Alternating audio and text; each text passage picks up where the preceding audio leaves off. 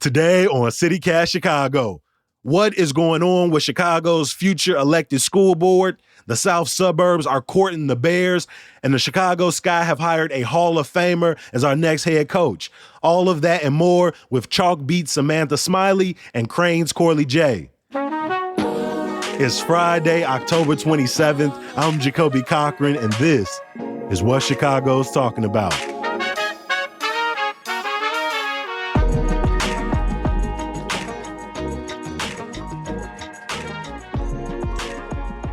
Morning, Samantha. How you feeling? I'm feeling good. I appreciate you being here, and you had your dog on camera when we first got on. That cute little 6-pound, beautiful pup. Corley, how you feeling today? I'm all right. How y'all doing? We are glad to have you here. Corley, you was here about, a couple months ago when the Bears season was starting. Things are going the way they're going right now. But I ain't gonna get us started on that note. We gonna say the Bears for a little bit later, and any shade I may have towards you and your ability to predict final season tallies. Earlier this week, we were talking about a bracket from our friends over at WTTW. Chicago is a bit of a candy capital, meaning a lot of the famous candies that we love and enjoy, not only around Halloween, but throughout the year, either were made in Chicago, founded in Chicago, or have some connection to our city. And I wanted to know what was y'all favorite. For a reminder, those candies were Laffy Taffy, Brock's Candy Corn, Baby Ruth, Butterfinger, Milky Way, Snickers, Frango Mints, and Tootsie Rolls. It's a lot of candies on that list, but Sam, I'm gonna start with you. What's your favorite on the list? What's washing everything else? Snickers. I swear, I don't care what's going on. I don't care what's going on in my life. If I am hungry and the only thing that's around is a Snickers, I am definitely eating it. So at my laundromat down the street, when I have to lug all of my laundry over there, and I don't care how much you got to wash. It's always about 2 hours minimum that you're spending at the laundromat. And sometimes I do get hungry. And the one thing that they have in a vending machine is a Snickers, okay? Gee, you answered so quickly, and just as quickly as Simone did earlier this week, because she said it's hands down Snickers. I cap for Fruities, which is sort of a Tootsie Roll subsidiary. I do love some Laffy Taffy, but I understand that Snickers, like pound for pound, is the best fighter in this group, and is whooping on everything else. If you need to satisfy it. Corley, your head went just as fast as Sam's answer did. I gotta ask you, but I feel like I already know the answer. What's the number one? Yeah, you gotta go with Snickers. Like, that's the GOAT, of candies, period. But if I had to pick a second one, I'm messing with the Baby Ruth. And it's hard though, because I got braces, so the peanuts and everything, it kind of messed with me, but I don't care. I'll be going to town on the Snickers and the Baby Ruth, them five. He said it's worth it. It is. We gonna update these results next week for you to see who finished out this bracket. Obviously, between Simone, Sam, and Corley, they think Snickers gonna win. Y'all let us know who y'all think gonna win at 773-780-0246. I finally got the number memorized, and you should have it saved in your phone. Every single Friday, we bring our friends in to look back on some key stories from the week. Sam, we're going to start with you. You are watching education at the state level very closely throughout the week, and one major thing on their agenda is Chicago's forthcoming elected school board. They obviously still got to get us a map approved, but they're also discussing potential compensation for future board members. Let's start with the map. Can you remind listeners of the timeline we're working on and update us on the latest out of Springfield? Yeah, we're going to have an elected school board starting in 2024, where the first 10 seats are going to be up for election and the 21-member board. And then by 2027, we should have all of the seats up for election, right? We passed a bill, I believe, a couple years ago at this point now, and we were supposed to then have these elected these maps to show where people are going to be voting. And there's always been a question of are you going to just draw districts for the first 10 and then change the map for the 20 and then... Or you going to do the 20 and then how do you pick which 10 are up for election? Yeah, how are we going to do this? I still don't know. I think that they're still holding like listening sessions and asking people to submit their own maps to, help them decide what would be the right map for the city. And there's always going to be some like issues with how they should by law draw the map, and then also like the demographics of the school district, because Chicago is pretty white, but the school district is majority Latino and black. So we have a bit of an issue there. They have until like I believe April of 2024 to finalize the maps. Right. They gave themselves a deadline. They wanted to get it done by the end of the year. Then they gave themselves until April 1st, 2024. We're about a year out from these elections. I mean, what kind of, I don't know, confusion and chaos does this create? The closer we get and the more uncertain it is of what this election will look like. On top of the fact, I'm sure there are a lot of people across Chicago don't even know what's happening. So, I would like to say first that I wish I could have given myself extensions on deadlines in college. I think that would have helped me a lot. But the legislature can give themselves extensions anytime they feel like it. So that's why we have that extension. I think that some people have already raised the concerns about like, yo, people are already for elected seats are already running their campaigns, and then we don't have people don't know where their districts are at. And so when are they going to actually be able to start running and campaigning and spreading the awareness about like we're even having this election, right? It's going to be shocking when people get their ballot November 2024 and they're like, who is all of these seats? It's gonna be a big. I assume that it's gonna be a pretty big ballot, right?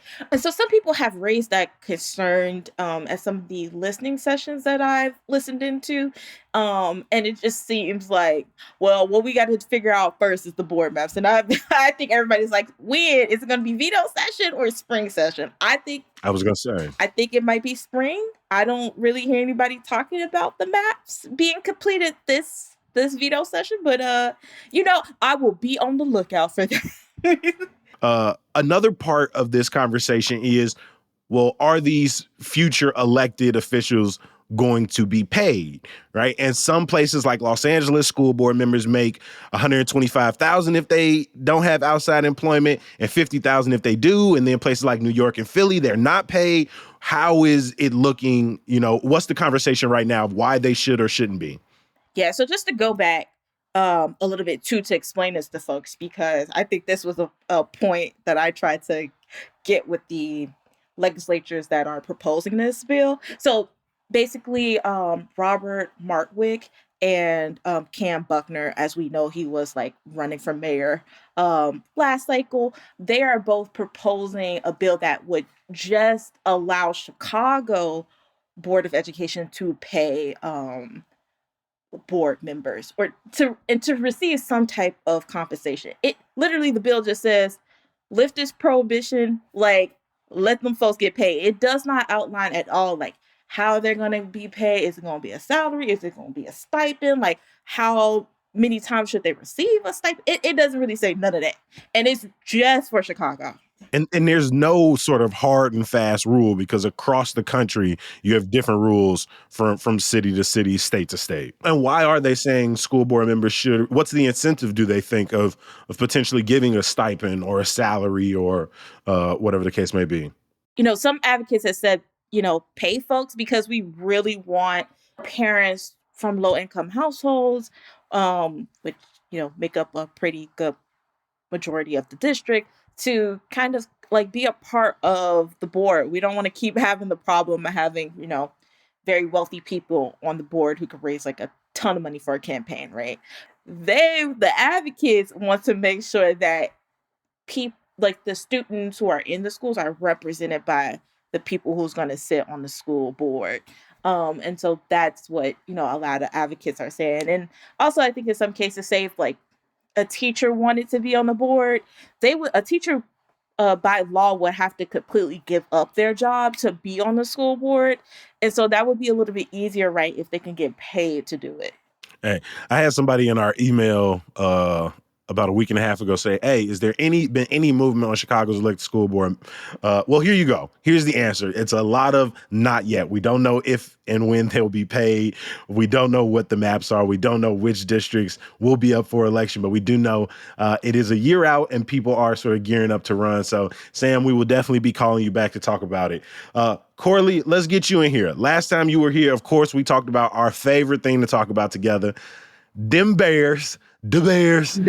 You're back and we're talking about them again, but it's a little bit more about where they may play in the future if it isn't Soldier Field. We know the saga going on with Arlington Heights, and now a new place has thrown their name in the ring. Where is it, Corley? Yeah, so it's Country Club Hills. They sent a letter to the team asking them to consider them for the new stadium. They cited their location with being by like three major highways, by a metro electric line, and near the Indiana border. And so the commissioner is saying like, hey, y'all can help this predominantly black area to thrive, create and build generational wealth for us. And so this brings up five, I believe five different suburbs trying to bring the Bears in. We have Naperville, Waukegan, Aurora, Richmond Park, and now Country Club Hills, all trying to get the Bears. And so it all started when they bought that racetrack in Arlington Park for like almost $200 million.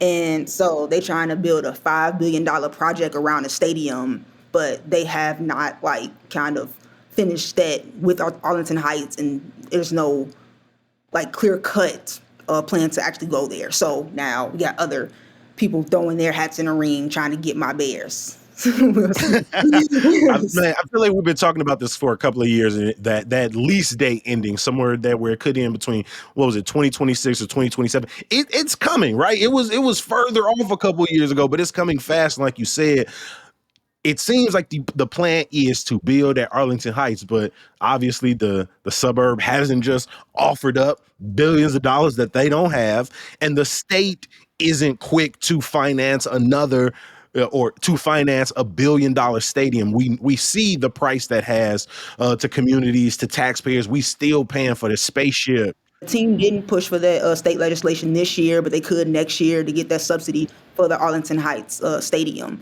So, but the Bears, they want their own stadium. They want to own it, and the one that they're currently in is one of the smallest in the league.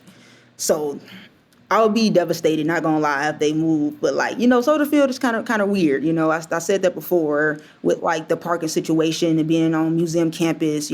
So like the best way to get there is on that Metro line on that stop. Which is good for me, but not for everybody.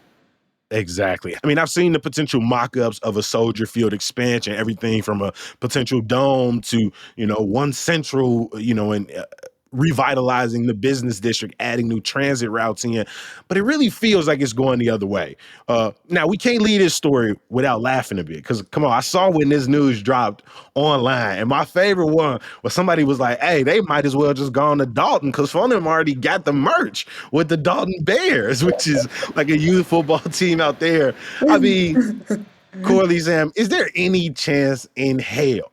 And let's just keep it real, right? Is there any chance in hell that the Bears are the Country Club Hill Bears in the future? I can't see that. Like, that's just so weird. But like, even if they move, they will not change the name. Come on now. They would go. No, of course they're not gonna change the name. I'm being bogus there. It's like I can't see that happening though. Like, even if they were to move, I see them still being in the city somewhere, no suburb. I mean, if they go to Country Club Hills, they can still claim Chicago land. Oh, here we go. They gonna be the Chicago Bears regardless. There's so many teams that don't play. Dallas Cowboys don't play in Dallas. The Giants or the Jets don't play in New York. I mean, none of them Los Angeles teams really be in Los Angeles. So I understand that, but they not going to the South Burbs. No, I mean, I'd love to see it, but come on, the South Burbs need more infrastructure improvement. Need them to be focused on investing in water right now. And they still got parking. Huh? I said they do got parking though.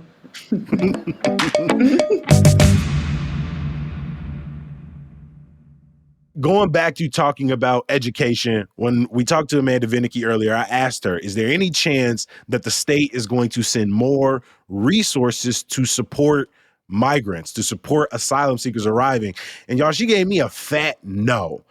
And so, Sam, you have been looking at what that means for Chicago public schools, who have seen thousands of new students just this school year entering in, and they're asking the state for more finance. What are we hearing from teachers about just this first quarter? Yeah, so I went to the State Board of Education and I was really looking forward to hearing the state board talk about their literacy plan that they're supposed to be putting together. But in that public comment section at the top of the meeting, a lot of Chicago teachers came out and said, like, hey, we really need help right now. Our classrooms are overcrowded. We don't have enough staff to actually help our students. Some teachers were like, our schools were predominantly Black. We've never had a need for a bilingual education teacher in order to support an English language learner population before until now. And I'm a teacher trying to use Google Translate in a classroom. And when I heard that, I was like, now, let me say, I was using Google Translate in my Spanish class in high school. I know that ain't working well. I know it ain't working well. It does not translate well, okay?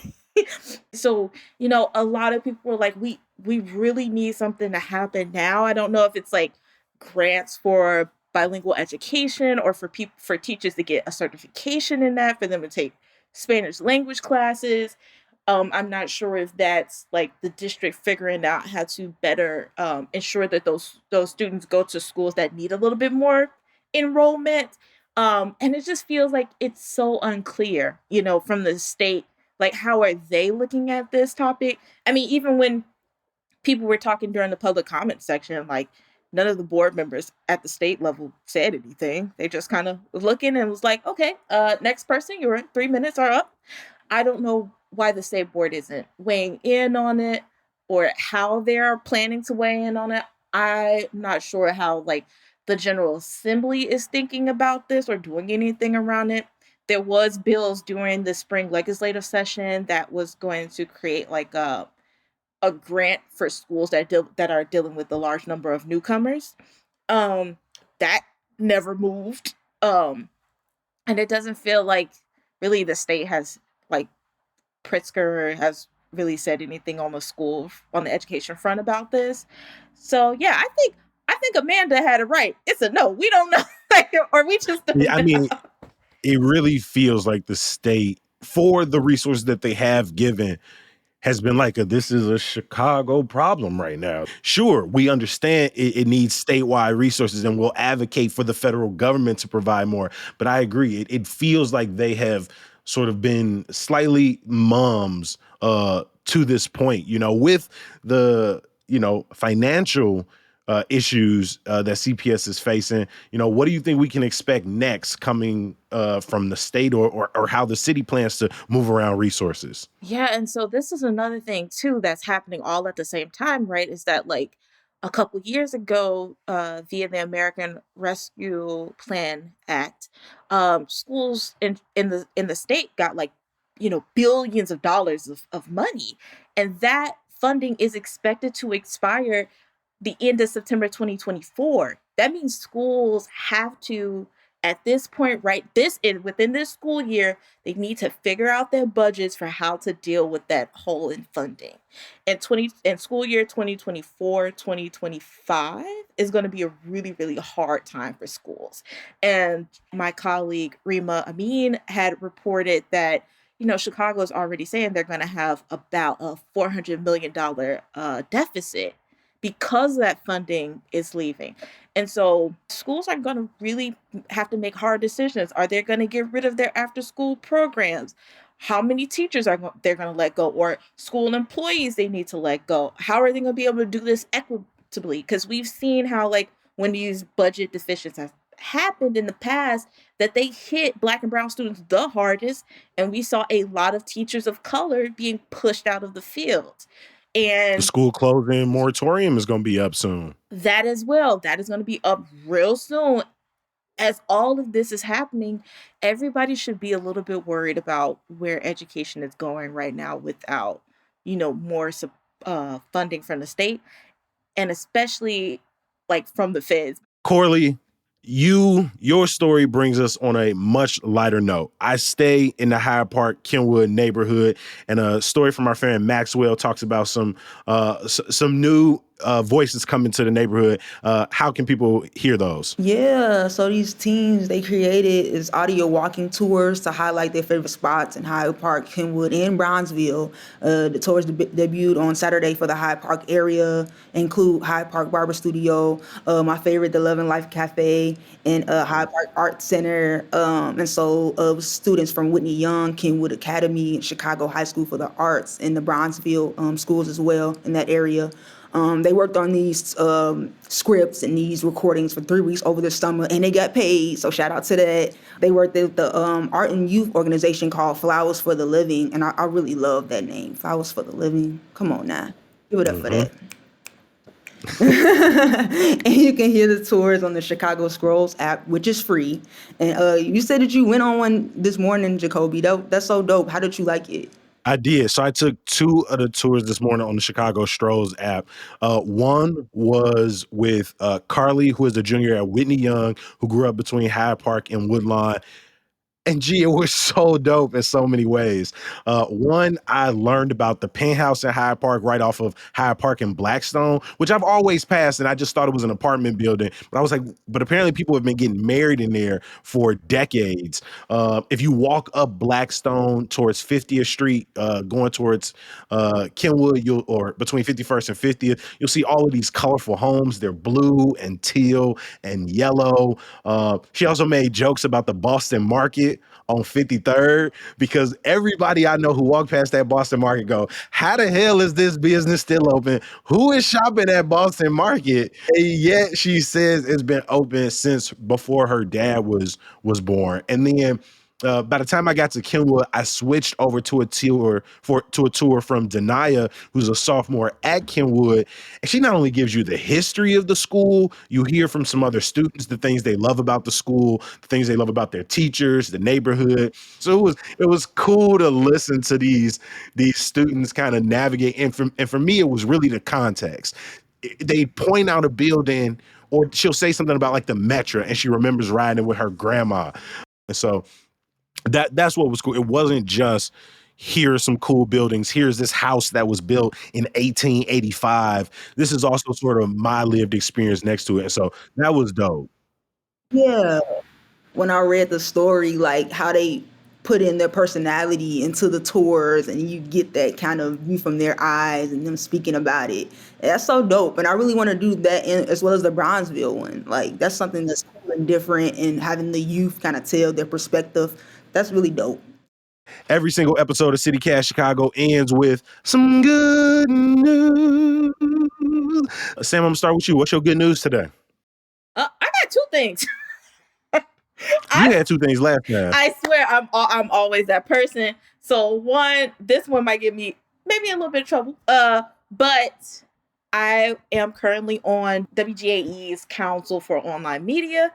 I was voted Mhm. on by my peers.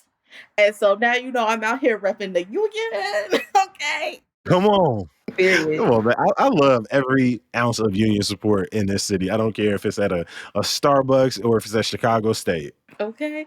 My second thing is Semicolon Books is having their Fall Lit Fest at Guild Row. And, I'm, a book nerd.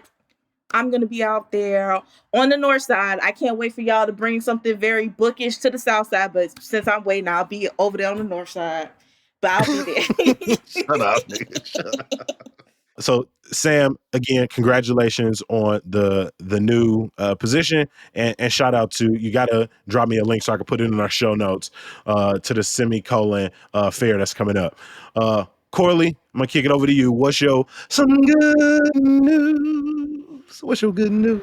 My good news is really personal. I'm getting a facial on Saturday, and I'm ready for that. I had a really stressful week, and just can't believe it's still here this week. I need this facial. My mama doing my facial. My mom does facial, so Okay. shameless, Come shameless. on, put us on. Where at the crib? At the shop? Where at you? She has a shop in Beverly on 94th and Western, and she's a cosmetologist as well. My mom does facials, lymphatic massages, hair. So yeah, shout out to my mama.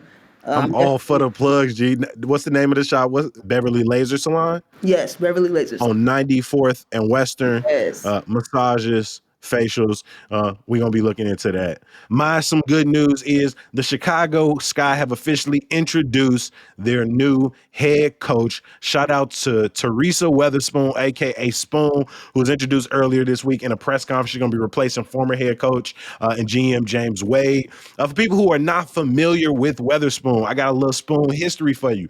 She was a part of the very first class of players to enter the WNBA when the league launched in 1997. When she came into the league, she already had an NCAA title with Louisiana Tech, an Olympic gold and bronze medal. She was a 5-time WNBA All-Star, won the very first 2 Defensive Players of the Year, and is the Naismith Basketball Hall of Famer. Spoon has been a coach at the college level at her alma mater and most recently an assistant coach with the NBA's New Orleans Pelicans. As y'all know, the Chicago Sky was the last Chicago professional team to win a championship, and I'm very excited to see this. I mean, we just saw it in the WNBA finals. Both of those head coaches were former WNBA players, former WNBA All-Stars, legends in their own right. And so I'm excited to see just how Spoon impacts the team, the culture that she builds, the passion that she brings to the game. And so shout out to our brand new head coach, Teresa Weatherspoon, and I can't wait to see her on the sidelines next season. I want to give a huge thank you to our amazing panelists today from Crane Chicago Business, the homie Corley J, and from Chalk Beach Chicago, covering all things education, our dear friend Samantha Smiley. I appreciate y'all making time for us. Before I let you go, a quick reminder, for more news and events, head over to our website at chicago.citycast.fm. That's also where you can subscribe to our Hey Chicago newsletter. And please share the podcast and the newsletter with your friends and family. And if you really love it, nominate us as Best Podcast and Best Email Newsletter for the Chicago Readers Best of 2023 list. You can find us in the City Life category. I'll drop a link in the show notes. Of course, I got to thank all the people who helped make the podcast and newsletter, including our lead producer, Simone Alisea, our newsletter editor, Sydney Madden, our audio producer, Michelle Navarro. The people who make the music we all love include Sam Thousand, All the Kimonos, and Mark Greenberg from the Mayfair Workshop. Again, if you love the podcast, nominate us. I'm going to talk to y'all bright and early on Monday. Peace.